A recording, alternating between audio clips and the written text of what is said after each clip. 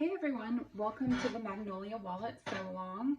I know it looks like a lot of pieces right off the get-go. This cut chart is pretty intense, but I'm hoping you'll find that things sew up rather quickly and it's not as much as you might think. So let's go ahead and get started. We are going to be interfacing our pieces first. I went ahead and already did that, so you don't have to watch me press with my heat press on every single piece, but we have the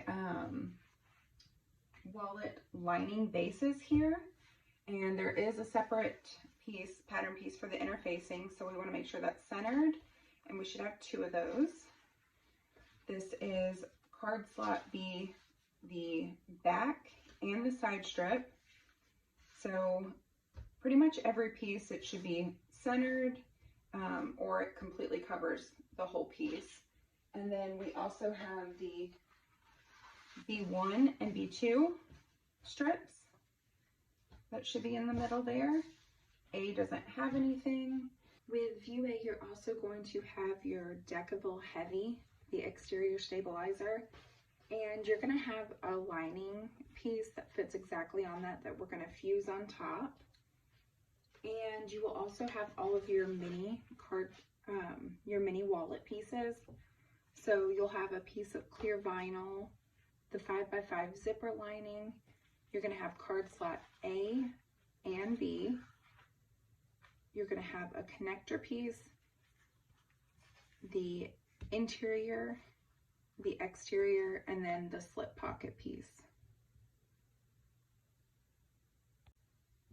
All right, now that we have fused our pieces on, we are going to do our card slots and measure those out. Now, if you're projecting, you can just project that right on there and trace the lines. But if not, you can print out your template right here. And what I like to do is get my rotary cutter or X-Acto knife, and I will cut a little bit into these slits right here. You don't want to go all the way up and down because you want to make sure that your piece stays intact. But I will do that all the way across. That way it gives me a nice template for doing my card slots. While I was designing this wallet, I was measuring each time, and even by getting each slot off by 1/8 of an inch, at the end it didn't line up the way I wanted to. So I had to keep going back and pressing it to get rid of the marks and redo it. So this is just, in my opinion, a really good option. So you can make sure that you get your card slots correct.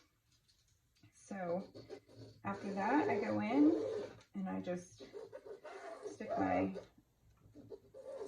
fabric pen through there and I mark the slots.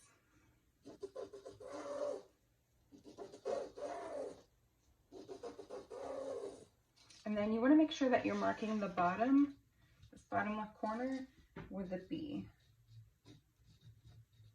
That way you're not folding your card slots all in different directions and then you flip it over and it's backwards. So that is how you mark your card slots. I'm going to go ahead and do this with the card slots B1, B2, and then if you're doing the mini wallet, to go ahead and mark those on the card slot B and C.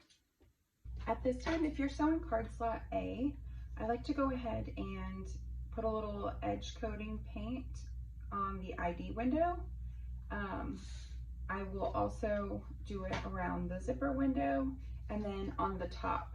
So this is the top here with the ID window in the bottom right hand corner, and the top of the exterior piece is going to be, if you line these up together, the zipper and the ID window should be on the same side, so you'll know which side the top is here.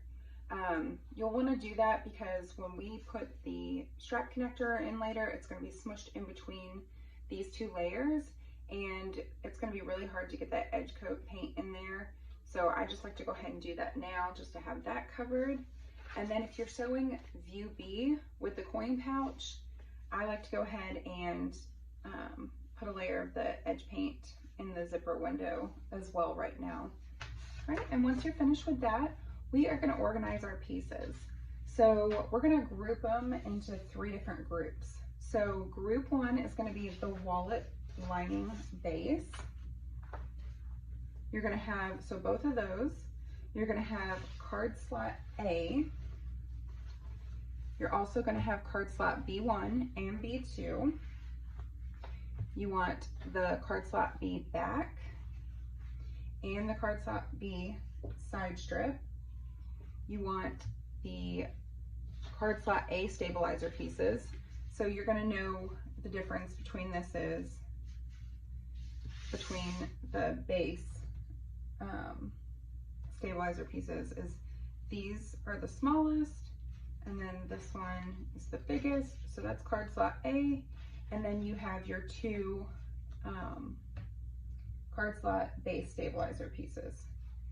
So there's those. And then if you are doing view B, you will also have two hinge pieces and then two of the hinge stabilizer pieces, which are an inch shorter than the card slot pieces, so you can kind of keep them straight. So you want to set that to the side, and that's going to be group 1. And then group 2, you're going to have your wallet exterior, and then you're going to have your exterior stabilizer, the deckable heavy. Now, if you are doing view A, you're going to want to fuse the lining fabric to the stabilizer. That way you can't see the deckable when you're taking out your mini wallet. And then if you're doing the optional wrist strap, you have your wrist strap, and then you also have your D-ring connector. So that's going to be group 2. I know it's small. And then group 3, if you are doing the mini wallet with view A, you're going to have your interior and exterior pieces, your card slot A, B, C, the zipper lining, the smaller D-ring connector piece, the slip pocket piece, and then you're also going to have your piece of clear vinyl, and we're going to keep that separate. And if you are doing view B, you're going to have your coin slot pieces, and then you're going to have two lining pieces that are interfaced. And then you want to set those to the side, and we're going to be starting with the group 1, and we are going to be making our main card slots.